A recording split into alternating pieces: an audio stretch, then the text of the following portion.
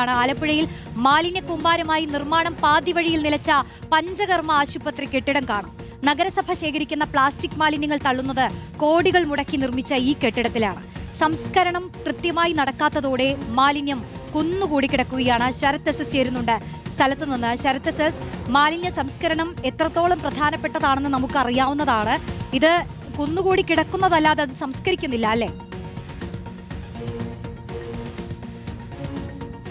റോഷ്നി, ആലപ്പുഴയെ സംബന്ധിച്ചിടത്തോളം തിരുവനന്തപുരത്തെ പോലെ അത്ര മാലിന്യം അല്ലെങ്കിൽ കൊച്ചിയെ പോലെ അത്ര മാലിന്യമുള്ള ജില്ലയല്ല. പക്ഷേ ജില്ലയിൽ മാലിന്യങ്ങൾ കൃത്യമായി സംസ്കരിക്കുന്നില്ല എന്നുള്ളതാണ് ഏറ്റവും പ്രധാനപ്പെട്ട പ്രതിസന്ധി. നമുക്ക് ദൃശ്യങ്ങൾ തന്നെ കണ്ടാൽ മനസ്സിലാക്കാൻ സാധിക്കും. ആലപ്പുഴയുള്ള പഞ്ചകർമ്മ ആശുപത്രിക്ക് വേണ്ടി എടുത്ത കെട്ടിടമാണിത്. പക്ഷേ ഈ കെട്ടിടത്തിൽ ആശുപത്രി പ്രവർത്തിച്ചില്ല. പകരം ഇത്തരം മാലിന്യ കൂമ്പാരമായി കെട്ടിടം മാറി എന്നുള്ളതാണ്. നഗരസഭ ശേഖരിക്കുന്ന മാലിന്യങ്ങൾ കൊണ്ടുവന്ന് തള്ളുന്നത് ഇവിടെയാണ്. ഇത് കൃത്യമായി സംസ്കരിക്കാത്തതുകൊണ്ട് തന്നെ ഇവിടെ ഈ കെട്ടിടം നിറയെ മാലിന്യമാകുന്ന അവസ്ഥയിലേക്ക് കാര്യങ്ങൾ എത്തി. ഇത് ഒരു തവണയല്ല, മുൻപ് പലതവണ നമ്മൾ ഇക്കാര്യം ഇവിടെ വന്ന് റിപ്പോർട്ട് ചെയ്തതാണ്. പക്ഷേ അതിനൊരു പരിഹാരത്തിലേക്ക് ഇപ്പോഴും എത്തിയിട്ടില്ല. നാട്ടുകാരെ സംബന്ധിച്ചിടത്തോളം വലിയ പ്രതിസന്ധിയാണ്. പ്രത്യേകിച്ച് ഈ മാലിന്യം ഇങ്ങനെ കൂടി നിൽക്കുന്നതോടുകൂടി തന്നെ ഈ മഴക്കാലത്ത് ഈ ഭാഗങ്ങളിലുള്ളവർക്കൊക്കെ തന്നെ കൊതുക് ഉൾപ്പെടെയുള്ള അത്തരം രോഗങ്ങൾ, കൊതുക് പരത്തുന്ന രോഗങ്ങളടക്കമുള്ള രോഗങ്ങൾ വരുന്ന പ്രതിസന്ധി. അതിനു പുറമെ ഏറ്റവും പ്രധാനപ്പെട്ട പ്രതിസന്ധി മാലിന്യങ്ങൾ ഇങ്ങനെ കൂടി നിൽക്കുന്ന സാഹചര്യത്തിൽ ഇവിടെ ഈ തെരുവ് നായകൾ വന്ന് കൂട്ടം കൂടി നിൽക്കുന്നു എന്നുള്ളതാണ്. ഇപ്പോൾ തന്നെ നമുക്ക് ദൃശ്യങ്ങൾ കണ്ടാൽ മനസ്സിലാക്കാൻ സാധിക്കും. ഒരു വലിയൊരു കൂട്ടത്തിൽ തെരുവ് നായ ഇവിടെ നമുക്ക് കാണാൻ സാധിക്കും. ആ രീതിയിൽ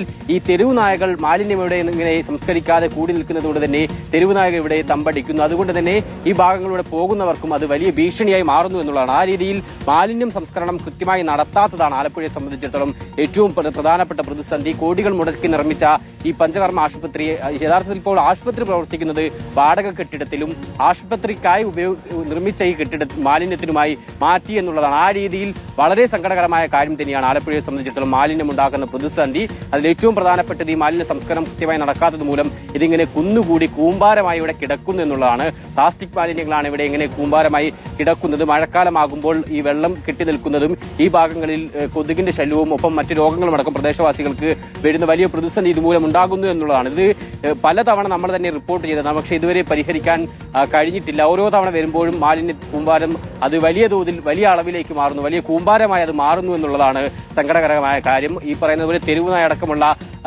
പ്രശ്നങ്ങളും ഈ ഭാഗത്ത് മാലിന്യം കൂടി നിൽക്കുന്നത് കൊണ്ട് ഉണ്ടാകുന്നതും മറ്റൊരു പ്രധാനപ്പെട്ട വിഷയം കൂടിയാണ്.